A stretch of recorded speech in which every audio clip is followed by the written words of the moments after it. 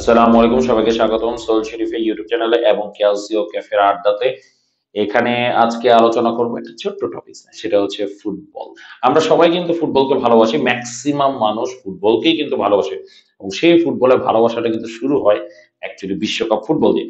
আগামী বছর 2026 সালে জুন জুলাইয়ের দিকে যুক্তরাষ্ট্র, কানাডা এবং মেক্সিকো 23তম বিশ্বকাপ আয়োজন করছে এবং সেই 23তম বিশ্বকাপের মধ্যে 48টা দেশ খেলবে, মানে নতুন একটা জিনিস আমরা দেখতে যাচ্ছি। শুধু তাই না, স্বাগতিক হিসেবে 3টা দেশ থাকবে। কিন্তু প্রথমবারের মতো কানাডা ফুটবল বিশ্বকাপ আয়োজন করতে যাচ্ছে এবং সাথে যুক্তরাষ্ট্র এবং মেক্সিকো তো আছেই। 48টা দেশের খেলা হবে, ওয়াও! মানে এবং এবারে বাছাই পর্বটাও কিন্তু খুব চমৎকার হচ্ছে। এখন পর্যন্ত ইউরোপের বাছাই পর্ব শুরু হয়েছে, তেমন কোনো দলই এখন পর্যন্ত সুযোগ পায় নাই। ক্লিয়ার কাট চান্স এখন পর্যন্ত সবার মধ্যে আসে নাই যে কে এখন পর্যন্ত কোয়ালিফাই করবে। যদিও 17টা দেশ কোয়ালিফাই করে ফেলেছে, সেগুলা এশিয়া, আফ্রিকা, ওশেনিয়া থেকে নিউজিল্যান্ড ইতিমধ্যে চলে গিয়েছে। বাকি আরেকটা দল চলে যাবে প্লে অফ খেলার বিনিময়ে।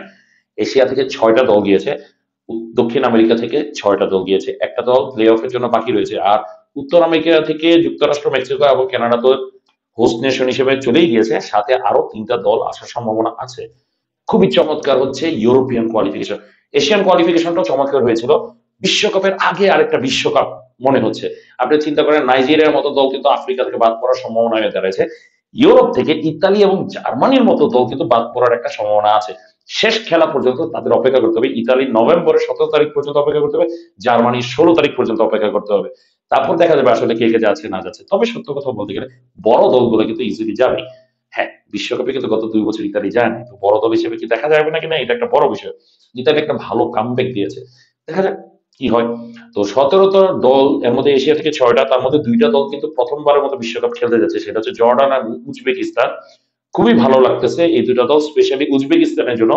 রিসেন্ট সময় কিন্তু তারা ভালো ফুটবলে অগ্রগতি দেখিয়েছে।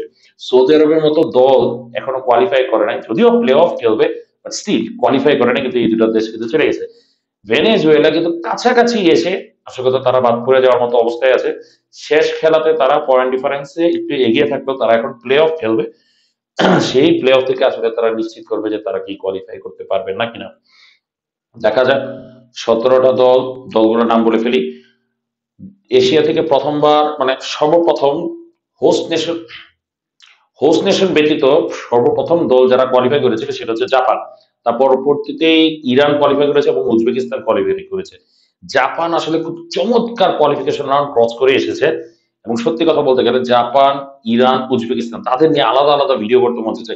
এরপর থেকে মাঝে মধ্যে চিন্তা হলো 276টা দিন বাকি আছে, তো 276টায় দেখি না কটা ভিডিও বানানো যায়। তো 17টা টিম নিয়ে আলাদা আলাদা করে ভিডিও নিয়ে আমি আগামীতে চলে আসবো ইনশাল্লাহ।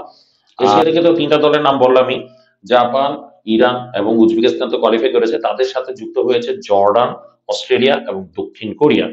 দেখা যাক সৌদি আরব কি প্লে অফ খেলে আসতে পারে না কিনা। আরো 2টা দল আসার সম্ভাবনা আছে, যদি সৌদি আরব আসে সাথে আরো 2টা দল, মানে 3টা দল আরো যাচ্ছে।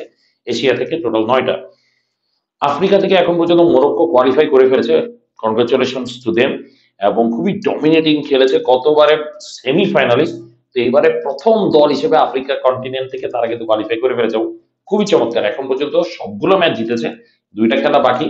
তার কি গোল খায় নাকি না এটা একটা বড় বিষয়। আলজেরিয়ার মোটামুটি সম্ভাবনা আছে, নাইজেরিয়া কামব্যাক করতেছে এবং আইভরি কোস্ট, সাথে ক্যামেরুন কিন্তু আর একটা ম্যাচ বাকি আছে, তারা একটা ম্যাচ পরে কিন্তু হয়তোবা কোয়ালিফাই করে ফেলতে পারে। বড় দলের মধ্যে তো বললামই, নাইজেরিয়া বাদ পড়ার একটা সমূহ সম্ভাবনা আছে, ইজিপ্ট চলে যাবে মনে হচ্ছে। দক্ষিণ আমেরিকা থেকে বরাবর যারা যারা আসলে ওয়ার্ল্ড কাপ খেলে তারাই কোয়ালিফাই করেছে, যেমন আর্জেন্টিনা, ব্রাজিল, এরা ইতিমধ্যে কোয়ালিফাই করেছে। এরপর উরুগুয়ে আছে, কলম্বিয়া আছে, প্যারাগুয়ে আছে, এরা কোয়ালিফাই করেছে। বড় দলের মধ্যে চিলি বাদ পড়ে গিয়েছে। মেসি আর্জেন্টিনার হয়ে সর্বশেষ ম্যাচ খেলে ফেলেছে নিজেদের মাঠে, মানে আর্জেন্টিনা মাঠে গিয়ে আন্তর্জাতিক ম্যাচ কিন্তু মেসি খেলে ফেলেছে। কুডোস টু হিম, যে আমরা আসলে সেই জমানাতেই বাস করেছি যে জমানাতে মেসি এবং রোনালদো কাঁপিয়েছে। হয়তোবা আমরা আর কাঁপানোটা এই বিশ্বকাপের পরে দেখবো না। তো এই ভিডিওতে একটা ছোট্টখাটো গল্প করে ফেলি। মেসি যখন এসেছিল, মানে 2006 বিশ্বকাপে, তখন কিন্তু ইতালি ওয়ার্ল্ড কাপটা জিতেছিল। কোইন্সিডেন্টলি মেসি তার সর্বশেষ ম্যাচ খেলেছিল আর্জেন্টিনা মাঠে গতদিন। সেই দিনই কিন্তু ইতালি 5-0 গোলে এস্তোনিয়াকে উড়িয়ে দেয়। মানে বলা যায় মেসি যখন রাইজ করেছে, ইতালি তখন ফল করেছে। এখন মেসি বিদায় নেওয়ার সময় হয়ে গেছে, ইতালি কামব্যাক করার একটা সুযোগ হয়ে গেছে। আমেরিকা বিশ্বকাপে, মানে শেষবার যখন আমেরিকা বিশ্বকাপ স্বাগতিক হিসেবে ছিল, সেইবারে কিন্তু ইতালি ফাইনালে গিয়ে রবার্তো বেজিও সেই শেষ মুহূর্তে পেনাল্টিটা মিস করে কিন্তু ইতালি রানার্স আপ হয়েছিল। সেই থেকে আমার বিশ্বকাপ দেখার যাত্রা শুরু। তো দেখা যাক আগামী বিশ্বকাপ সেটার একটা রিপিট হয় নাকি না। তো আগামী দিন থেকে ইনশাল্লাহ নিয়ে আসবো প্রত্যেকটা টিম নিয়ে একটা একটা করে প্রোফাইল ছোট করে দেখি না যতটুকু পারা যায়। তো এখানেই রাখলাম। সাপোর্ট দেওয়ার জন্য সবাইকে আগে থেকেই ধন্যবাদ দিয়ে রাখছি। আর আমার ভিডিওটা ভালো লাগলে লাইক দিয়ে নিয়েন। আসসালামু আলাইকুম।